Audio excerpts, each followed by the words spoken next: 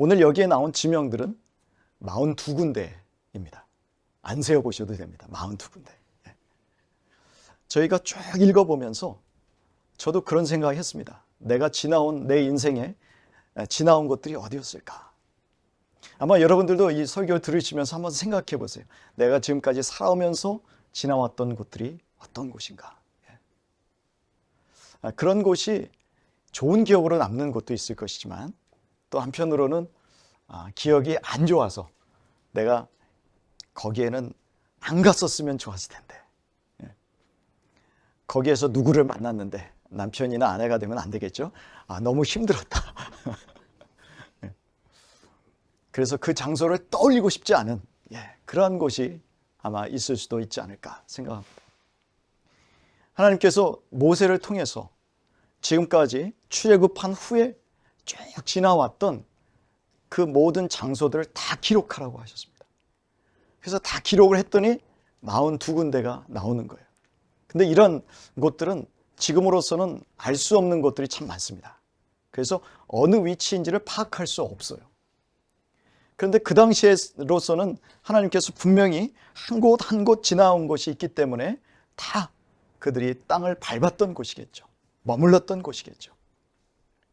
근데 이러한 곳들을 다 기록하게 하시면서 하나님께서 이스라엘 백성에게 무엇을 떠올리게 했을까? 한번 생각해 봤습니다.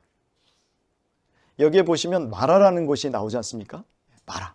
그러면 처음에 이스라엘 백성이 출애굽해서 홍해 바다를 건널 때 그 애굽의 병사들이 홍해에 수장되는 걸 봤단 말이죠. 얼마나 흥분했습니까? 야, 하나님이 이런 분이시구나. 홍해를 갈라지게 하고 우리는 마른 땅으로 건너게 하고. 그런데 애굽의 병거를 탄 그 정예 부대들은 다 홍해 바다에 수장하게 만들었으니 이 얼마나 하나님이 놀라운 분인가. 근데 그게 사흘을 못 가더라는 거죠. 사흘을. 사흘 만에 딱 광야에 들어가서 있었더니 물이 없어요. 사람들이 불평하기 시작합니다. 근데 겨우 물을 발견해서 간 곳이 어떤 곳입니까? 물이 쓴 곳이었습니다. 그래서 말아요. 하나님께서 그 쓴 물로 데려가셨을 때 백성들은 불평했지만 모세는 하나님께 부르짖었습니다. 여러분, 광야 생활에서 우리가 성공할 수 있는 비결이 뭔지 아십니까? 불평이 아니라, 원망이 아니라 부르짖음입니다. 우리가 기도하는 것, 그래서 하나님께서 기도에 응답하셔서 나뭇가지를 던지라고 해서 마라가 쓴물이 단물이 되지 않습니까? 물론 많은 지금의 이 민수기 33장을 통해서 듣고 있는 백성들은 그 이전 세대는 많이 죽었지만, 그러나 이스라엘 백성들이 생각해야 될 것은 우리가 그 당시에 그렇게 인내가 없었구나. 겨우 사흘이 지났는데 그렇게 원망하고 불평했구나. 부끄럽다, 이런 생각을 했겠죠. 우리 조상들 좀 부끄럽네. 우리 어머니 아버지 세대가 좀 믿음이 없었네. 너무 애굽에서 노예 생활을 오래 해서 그런가? 아마 그런 생각도 했을 거다 생각합니다. 근데 조금 지나갔더니 어디를 갑니까? 엘림에 이릅니다. 저는 강남에 이렇게 걸어 다니다 보면 왜 이렇게 엘림 빌딩이 많아요? 엘림이라고 이름 지은 데 참 많더라고요. 성경 이름. 여기 오다 보니까 고쉔이 있어요, 여러분. 고쉔. 또 조금 지나가니까 엘리후가 있어요. 여기는 참 성경 이름이 참 많구나. 이게 기독교인들이 많은가 봐요, 여기 근처에. 근데 그 엘림에서 샘물 12이죠. 종려 70주. 오아시스입니다. 근데 거기 오래 있었습니까?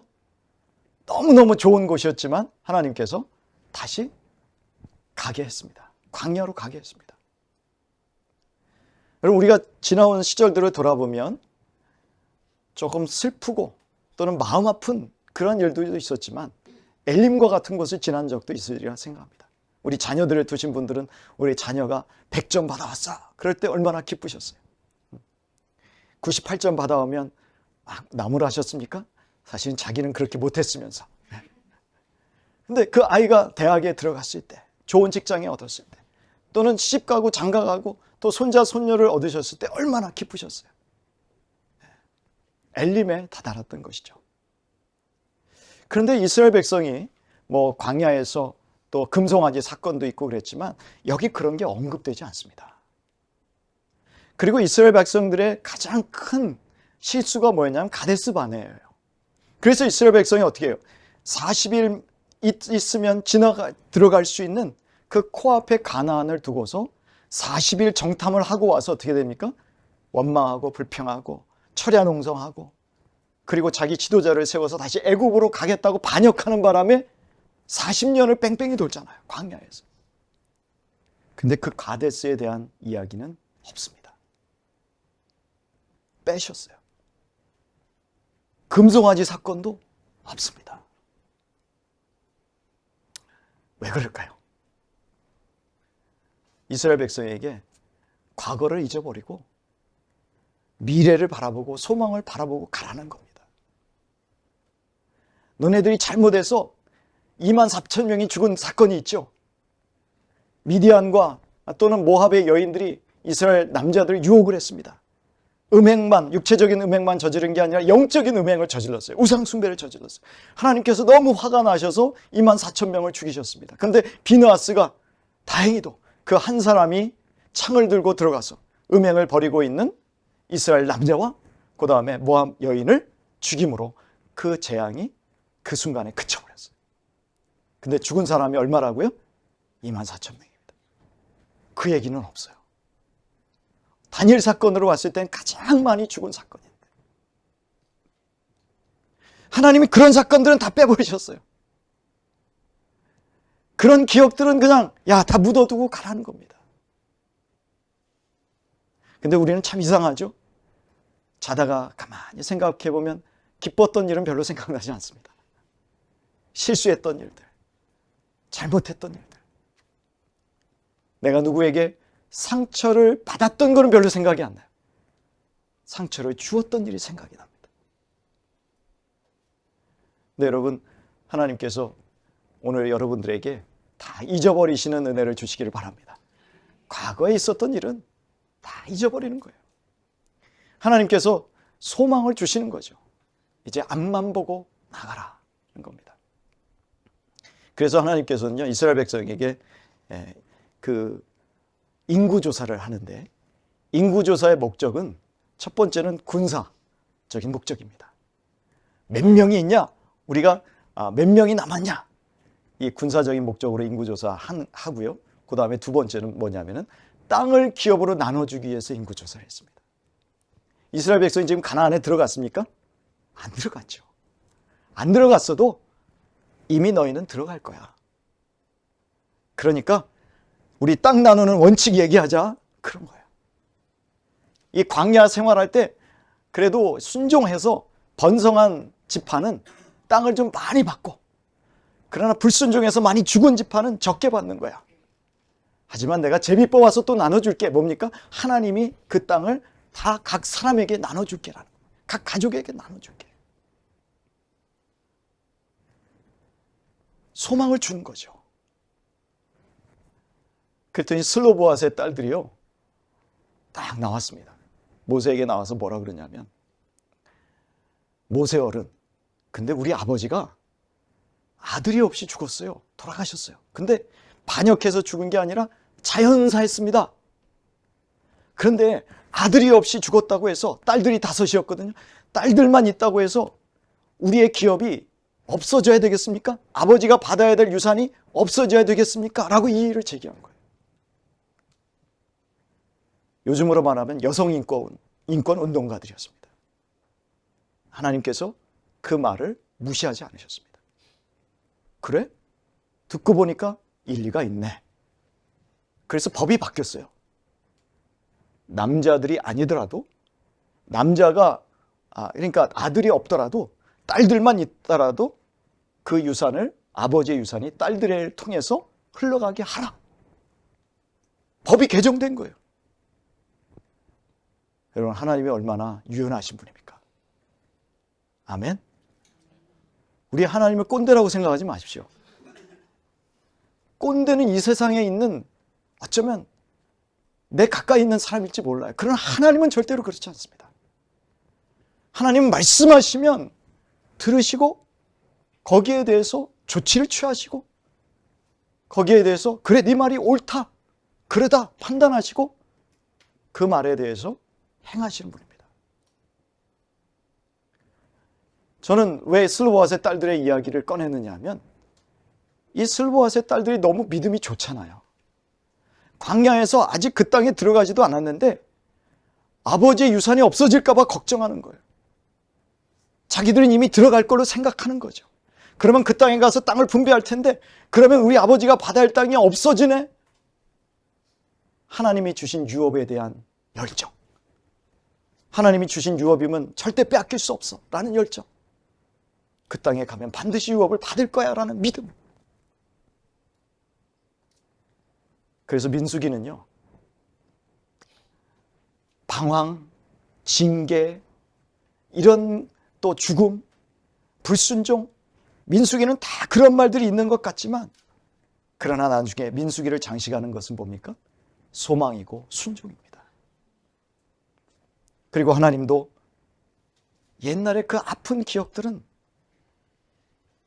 적어놓긴 하되, 그 장소는 적어놓지만 그러나 그 장소에 대해서 세세한 설명은 안 하시는 거예요. 야, 됐다. 이제 그거 더 이상 떠올리지 말자. 우리 앞만 보고 가자. 우리 소망을 품고 가자. 그런 것이죠. 여러분, 누가 여러분에게 마음에 상처 준 것도 잊어버리시기를 바랍니다.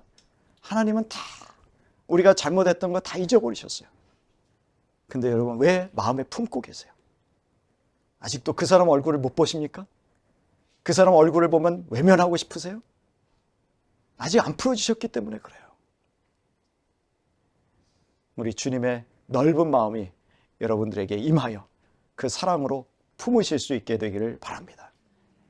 그런 우리 이스라엘 백성들에게 하나님께서 요구하신 게 그러나 딱 하나 있어요. 다른 거 잊어버리고 내가 다 용서하고 소망을 품고 가자. 그런데 광야 40년 동안 너희들이 꼭 배워야 될 이 하나는 있어. 그게 뭡니까? 50절부터 나옵니다. 50절부터 53절까지 먼저 같이 읽겠습니다. 여리고 맞은편 요단강가 모압 평지에서 여호와께서 모세에게 말씀하여 이르시되 이스라엘 자손에게 말하여 그들에게 이르라. 너희가 요단강을 건너 가나안 땅에 들어가거든 그 땅의 원주민을 너희 앞에서 다 몰아내고 그 새긴 석상과 부어 만든 우상을 다 깨뜨리며 산당을 다 헐고 그 땅을 점령하여 거기 거주하라. 내가 그 땅을 너희 소유로 너희에게 주었음이니라. 딱 한 가지 해야 될 거 있어요. 가서 우상을 없애는 겁니다. 여기 사람, 무고한 사람을 죽이라고 하신 거 절대 아닙니다. 하나님은 지금까지 이 가나안 땅의 사람들을 인내하며 참아주셨어요. 얼마 동안요? 아브라함 때에 뭐라 그러냐면 너희 자손이 400년 동안 남의 나라에서 객이 되리라고 그러셨죠. 그러면 그 이전에 아브라함이 살았던 시절까지 합치면 500년이 넘는 시절, 하나님께서 그 가나안 땅에 있는 백성들을 참아주셨어요. 그런데 여전히 우상 숭배하고 있고, 우상 숭배자의 특징이 뭡니까? 셀피시한 거죠. 자기밖에 모르는 거예요. 여러분이 내가 우상 숭배자나 진정으로 하나님을 섬기는 사람이냐, 하나님을 내가 도구로 알고 하나님을 나의 그냥 서포터로만 생각하고 하나님이 나를 도와주시기만 원하는 그러한 마음으로 신앙생활을 하고 있느냐, 그걸 따지는 방법이 뭔지 아세요? 내가 자기중심적이냐 아니냐를 보면 알아요. 신앙생활 한다고 하면서도 모든 중심이 자기로 돌아갑니까? 자기가 중심입니까? 가정에서도 보면은 다 자녀들도 그렇고 남편과 아내도 그렇고 다 자기 때문에 벌벌 떨어요? 자기 중심인 거예요. 자기 욕심에 따라서 어떻게든 살아가려고 합니까? 어쩌면 우상숭배하는지도 몰라요. 자, 우상숭배하는 사람들이 자기 욕심에 따라서 살아요. 어떻게든지 자기 성취하고 싶은 마음에 열심히 노력도 하지만 하나님 도와주세요. 기도도 하지만 하나님의 영광이 아니라 자기의 욕망을 채우려고 한다면 그 사람은 뭐든지 할 수 있어요. 그래서 우상 숭배하는 사람들을 보면 수단과 방법을 가리지 않습니다. 그래서 가나안 땅에 우상 숭배하는 곳에는 폭력이 있을 수밖에 없어요. 강자는 더 강해지고 부한 자는 더 부해지고, 약자들은 더 약해지고 사회적 정의는 없어지는 거예요. 정의가 없어진 사회는 우상 숭배하는 사회입니다. 정의가 살아있는 사회가 그나마 하나님을 섬기는 사회라고 할 수 있겠죠. 우상이 없는 사회라고 할 수 있겠죠. 폭력과 우상 숭배로 찌들어서 욕망으로 가득 찬 가나안에 있는 백성들, 음행으로 가득 찬 그들을 하나님께서 몰아내라고 하십니다. 남기지 말고.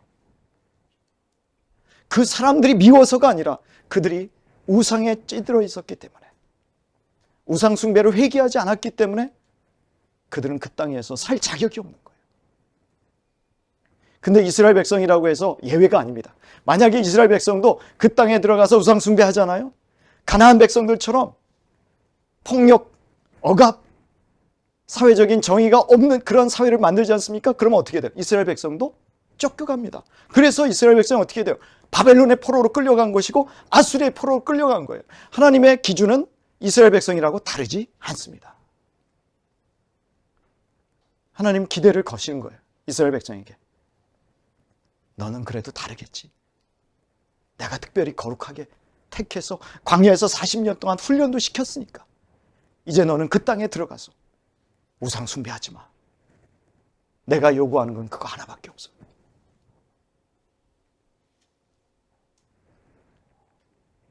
그리고 나서 그 소유를 누리라고 하십니다. 우리 54절 다시 한번 54절부터 56절까지 한번 읽겠습니다. 너희의 종족을 따라 그 땅을 제비 뽑아 나눌 것이니 수가 많으면 많은 기업을 주고 적으면 적은 기업을 주되 각기 제비 뽑은 대로 그 소유가 될 것인즉 따라 기업을 받을 것이니라. 너희가 만일 그 땅의 원주민을 너희 앞에서 몰아내지 아니하면 너희가 남겨둔 자들이 너희의 눈에 가시와 너희의 옆구리에 찌르는 것이 되어 너희가 거주하는 땅에서 너희를 괴롭게 할 것이요 나는 그들에게 행하기로 생각한 것을 너희에게 행하리라. 예. 몰아내지 않으면 그것이 너희의 결국은 올무가 될 것이다. 가시가 될 것이다. 누리려면 어떻게 해야 됩니까? 몰아내야 되는 거죠. 말씀대로 살아야 되는 거죠. 저와 여러분이 구원받은 하나님의 자녀들입니다. 하나님의 자녀들로서 하나님께서 이 땅에서 누리게 하신 축복이 있어요. 물질적인 것이든 영적인 것이든 그것을 누리려면 어떻게 됩니까? 이대로 살아야 되는 거예요. 구원받은 것은 은혜로 받은 거예요. 내가 한 게 아무것도 없습니다. 하나님께서 나로 거듭나게 하셨어요. 내가 노력해서 거듭난 거 아닙니다. 그러나 거듭난 하나님의 사람으로서 하나님께서 주신 이 땅의 복을 누리면서 사는 것은 내가 말씀대로 살아야 되는 거예요. 우상 숭배하지 않으면서 살아야 되는 거예요. 하나님을 사랑하면서 살아야 되는 거예요. 우리 요한일서 5장으로 한번 가보실까요? 20절과 21절을 우리 같이 한번 읽겠습니다. 요한일서 5장 20절과 21절. 또 아는 것은 하나님의 아들이 이르러 우리에게 지각을 주사 우리로 참된 자를 알게 하신 것과 또한 우리가 참된 자 곧 그의 아들 예수 그리스도 안에 있는 것이니 이는 참 하나님이요 영생이시라. 자녀들아 너희 자신을 지켜 우상에게서 멀리하라. 하나님께서 우리를 하나님의 자녀 삼으셔서 지각을 주셨어요. 그래서 그 지각을 주셔가지고 하나님의 아들 예수님이 누구이신지를 우리는 이제 깨닫고 그 예수님을 친밀한 교제를 나누면서 섬기게 하셨습니다. 여러분, 사도 요한이 제자들 중에서 제일 오래 사신 분이잖아요. 근데 그 사도 요한이 가장 늙은 나이에 요한 서신을 썼단 말이죠. 근데 그 결정판, 마지막 요한일서 마지막 5장에 뭐라고 얘기합니까? 사랑하지 말라, 하나님을 범죄하지 말라, 이런 이야기도 쭉 나와 있지만 마지막에 뭐라 그래요? 자녀들아 너희 자신을 지켜 우상에게서 멀리하라. 우리 신앙의 결산은 결국 하나님만을 붙드는 것으로 판결이 난다는 겁니다. 제가 영어를 한번 읊어볼게요. 이게 NLT 성경에는 뭐라고 되어 있냐면요, 여기에 keep away 라고 되어 있습니다. 멀리해라. 근데 어디서부터? keep away from anything that might take God's place in your hearts라고 되어 있어요. 어쩌면 너희들 마음속에 하나님의 자리를 차지하고 있는 것이 있다면, 하나님의 자리가 있는데 그 하나님의 자리에 딴 것이 차지하고 있다면 그런 뜻이겠죠. 그러면 그런 것들로부터 keep away, 멀리해라, 떨어져 나가라는 얘기입니다. 그게 우상입니다. 우상이 다른 게 아니고 하나님이 들어가 있을 자리에 엉뚱한 것이 들어가 있다면 그게 우상인 거예요. 하나님께서는 우리의 최종적인 신앙의 열매가, 최종 열매가 하나님만을 온전히 섬기는 것입니다. 그래서 오늘 33장 1절부터 4절까지가 그 얘기입니다. 3절 4절을 다시 한번 읽어볼까요? 3절 4절, 33장 3절 4절. 그들이 첫째 달 16째 날에 람세스에 떠났으니 곧 6월절 다음 날이라. 이스라엘 자손이 애굽 모든 사람의 목전에서 큰 권능으로 나왔으니 애굽인은 여호와께서 그들 중에 치신 그 모든 장자를 장사하는 때라. 여호와께서 그들의 신들에게도 벌을 주셨더라. 왜 하나님만 섬겨야 됩니까? 하나님이 이렇게 엄청난 분이니까. 이스라엘 백성을 애굽에서 빼내실 때 그 애굽에 있는 신들을 다 벌을 주셨어요. 아시잖아요. 애굽의 신들이 가축도 있고 태양도 있고 바로도 신이었지 않습니까? 나일강도 신이었고, 그런 애굽의 신들을 다 벌을 주시고 애굽의 장자를 다 죽이시고, 이런 하나님 빼고 누구를 섬길래? 이 얘기입니다. 그 엄청난 하나님이 있는데 어디에 가서 어디 우상을 섬기려고 그래? 정신이 있니? 아까 요한일서에 우리에게 지각을 주셨다 그랬잖아요. 만약에 엉뚱한 데서 우상 숭배하면서 다른 것들을 요청하며 기도하고 있다면 하나님께서 보실 때 뭡니까? 야, 어리석다. 내가 누군데? 우리 금방 요한일서 5장을 봤습니다만 다시 한번 요한일서 5장을 넘어갑니다. 그 하나님이 어떤 분이십니까? 요한일서 5장 18절의 말씀, 아까 21절 읽었죠? 18절의 말씀 같이 읽습니다. 하나님께로부터 난 자는 다 범죄하지 아니하는 줄을 우리가 아노라. 하나님께로부터 나신 자가 그를 지키심에 악한 자가 그를 만지지도 못하느니라. 아멘. 우리가 어떤 사람이냐? 악한 자가 우리도 만지지도 못하게 하시는 자입니다. 하나님이 그렇게 우리를 지켜주시는 거예요. 그런데 우리가 누구에게 가겠습니까? 엉뚱한 데 가서 우리의 소원을 비겠습니까? 그럴 수 없다는 얘기죠. 하나님께서 마지막 이제 이스라엘 백성들이 가나안 땅에 들어가게 하실 때에 주시는 메시지는 너희들 나만 붙들면 잘 살 수 있어, 이 얘기입니다. 나만 사랑하고 하나님을 사랑하는 증거가 뭡니까? 하나님의 계명 지키는 거죠. 말씀 지키는 거죠. 말씀대로 살면 내가 가나안 땅에서 누리게 해주는 모든 것을 다 누릴 수 있어. 한눈 팔지 마라. 나만 바라봐라. 여러분도 그 하나님만 바라보실 수 있게 되기를 바랍니다. 그래서 나중에 하나님 앞에 갔을 때 여러분이 하나님 앞에 고백할 수 있는 게 뭐가 있겠어요? 하나님, 그래도 저는 하나님을 사랑하려고 애썼고 하나님을 사랑하기 때문에 하나님이 주신 말씀대로 살려고 애썼습니다. 그러한 우리의 고백이 또 하나님 앞에 부끄럽지만 그 고백을 올려드릴 수 있게 되기를 간절히 바랍니다.